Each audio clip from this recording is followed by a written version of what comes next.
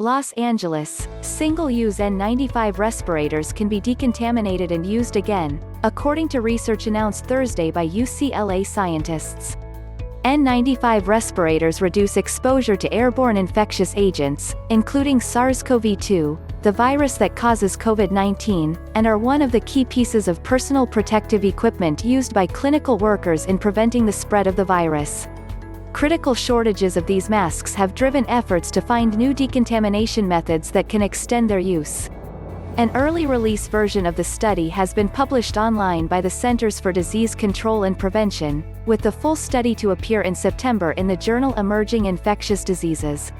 Although N95 respirators are designed for just one use before disposal, in times of shortage, N95 respirators can be decontaminated and reused up to 3 times, said James Lloyd Smith, a co-author of the study and a UCLA professor of ecology and evolutionary biology.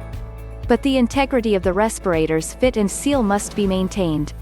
In a controlled laboratory setting, the researchers tested several decontamination methods on small sections of N95 filter fabric that had been exposed to SARS-CoV-2.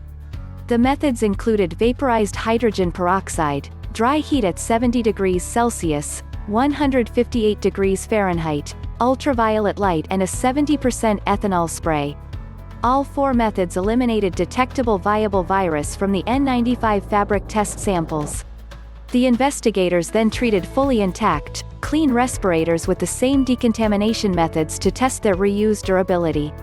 Employees with the National Institutes of Health's Rocky Mountain Laboratories in Montana volunteered to wear the masks for 2 hours to determine if they maintained a proper fit and seal over the face.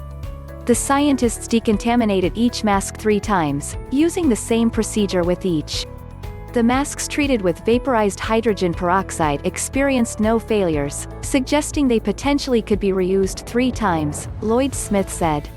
Those treated with ultraviolet light and dry heat began showing fit and seal problems after 3 decontaminations, suggesting these respirators potentially could be reused twice. The study authors concluded that vaporized hydrogen peroxide was the most effective method because no traces of the virus could be detected after only a 10-minute treatment. They found that ultraviolet light and dry heat are also acceptable decontamination procedures, as long as the methods are applied for at least 60 minutes. The ethanol spray, the scientists discovered, damaged the integrity of the respirator's fit and seal after 2 sessions, and they do not recommend it for decontaminating N95 respirators.